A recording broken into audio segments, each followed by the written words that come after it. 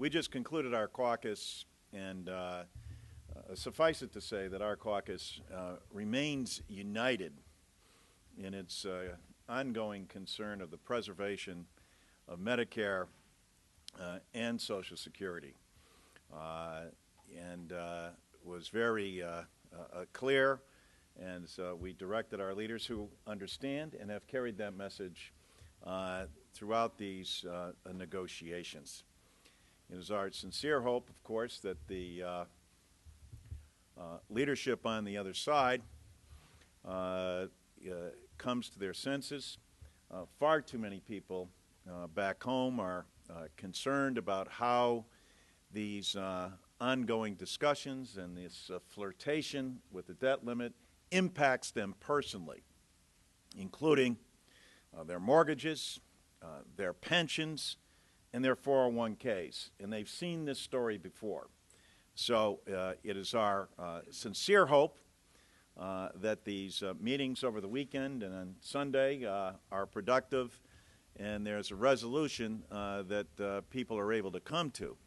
But we're very clear that that resolution, in no shape, manner, or form, from the perspective of our caucus, is going to impact the benefits of Medicare and Social Security. Javier? Mr. Chairman, just to reemphasize, one, it was impressive to see the number of members who didn't take the first flight home the way we typically do to attend this meeting to get the latest word from the leader on where these discussions stood. It was overwhelming. The support for the position the leader has articulated to the president and publicly, that Social Security, which has done nothing to contribute one penny to these deficits and to the national debt, should not be used to pay for reckless spending that led to these massive deficits. Medicare, Medicaid, same thing. Tremendous support for where the leader says she continues to articulate to the president we should go. I will say this. It does seem now with this latest report on employment, an economy continuing to struggle to create jobs, foreclosures still running at a high pace, and with more and more economists who are on the conservative side, Republican side, saying, what are these crazies doing, putting the full faith and credit of the United States on the line, and the mortgage interest rates of so many American families on the line by putting at risk a vote that Republicans over the years, including 7 times under George Bush, were willing to take so that we would not default on our payments on our debts. It seems now that more and more you have to ask the question, are Republicans just in denial? Are they not willing to face the facts that are before us, that even conservative commentators are now coming around to say, you guys were serious, that you're willing to go ahead and play Russian roulette all the way and pull the trigger on the economy and on the American people. And so I'm hoping, we're hoping, and clearly the caucus said to the leader, send the message to the president that we're hoping that these Sunday afternoon or evening discussions lead to something, because this is becoming a little too scary, the way the Republicans are willing to bring America down to its knees. 7 months, we're into the 7th month, and not one jobs bill.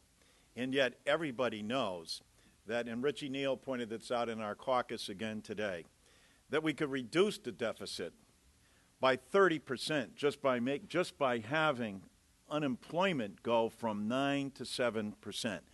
We get the politics of this and how some would like to see that number stay high, but for God's sake, for the sake of the nation, and for the sake of people's 401ks, for their mortgages, for their pensions, this makes no sense at all. It's no longer a matter of playing chicken between Democrats and Republicans over this policy issue. It's a matter of doing this to the American people.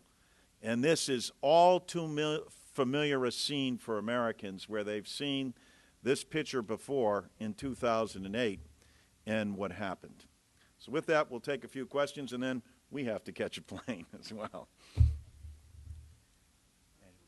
Thank you. Regarding the jobs numbers today, do you think the fact that the economy seems to be stalling a bit in the recovery might alter Democrats' perception of how many cuts are needed? That makes absolutely no sense. So where are all these jobs coming from, the private sector?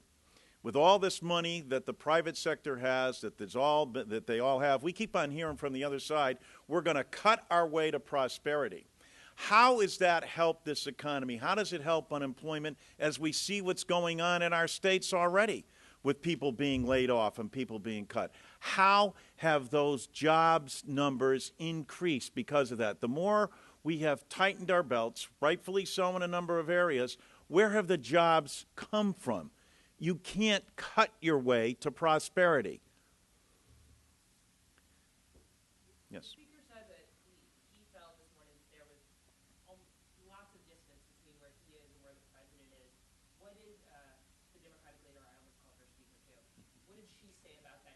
We think it's okay for you to call her speaker, but, well, what the leader said is that she was very firm about the notion and the commitment of this caucus to Medicare and Social Security. And it may be.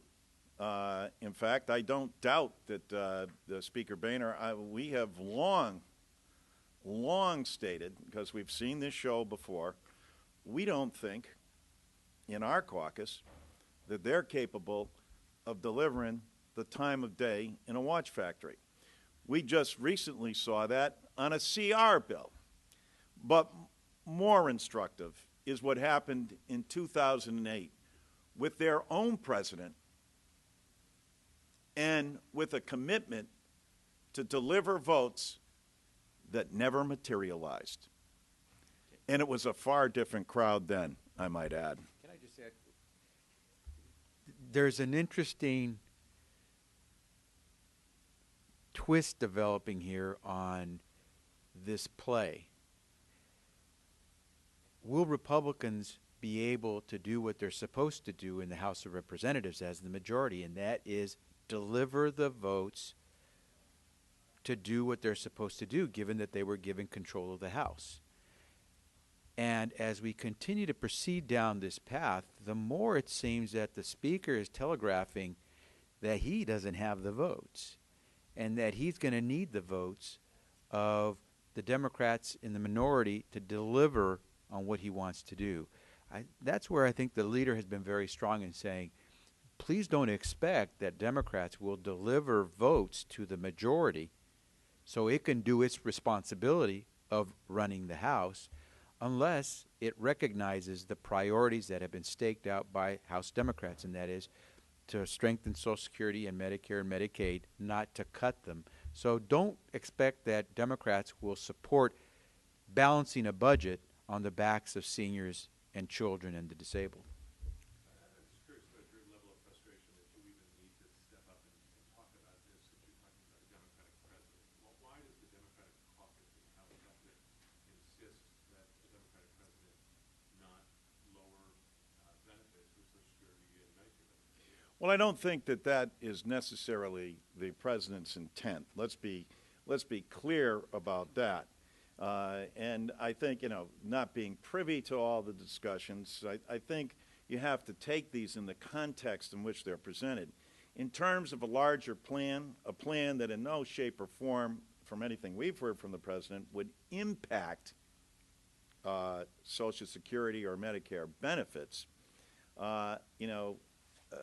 in a context in which the other side is offering nothing and can't deliver any votes, and feels that cutting their way to the bottom, or in fact letting the nation default, is fine. They've got to hear from their constituents. Our caucus always just wants to make it clear to everyone, including our constituents, where we stand with respect to Social Security and Medicare. And I know you want to ask a follow-up, but I want to also add something here. The president has been very clear. He's willing to put everything on the table. And I think he's right. Everything must be on the table, including vital programs like Medicare, Social Security, Medicaid, and the rest. but what we're simply saying is be transparent and show why you want to keep something on the table. The president was very clear. If you want to do something with Social Security, it's to strengthen Social Security, not to use it to cover deficits caused by something other than Social Security. So our message isn't so much to the president. Our message is to Republicans who have made it very clear through their vote to end Medicare that they want to use Medicare to cover the deficits. They have introduced legislation, their Republican leadership, through Pete Sessions, the chair of the Republican Congressional Committee, and other House leaders who are on that, House Republican leaders who are on the privatization bill by Pete Sessions on Social Security, where they would take the monies out of Social Security and make it more difficult for today's seniors. They have also shown that they want to make deep cuts into Medicaid, which 2/3 of the money goes to seniors, by trying to block grant it. So the message that we're sending is to our colleagues on the Republican side that this is where House Democrats have said they stand. We believe the president, though, is right in saying that everyone has to hang their egos at the door as they come in to discuss everything at the negotiating table. I think most of us believe that at the end of the day, we'll keep on the table those things that really drove these deficits and not put the burden on seniors and disabled and children in this country to pay for the deficits caused principally by the Bush tax cuts and two unpaid for wars in Iraq and Afghanistan. Thank you very much.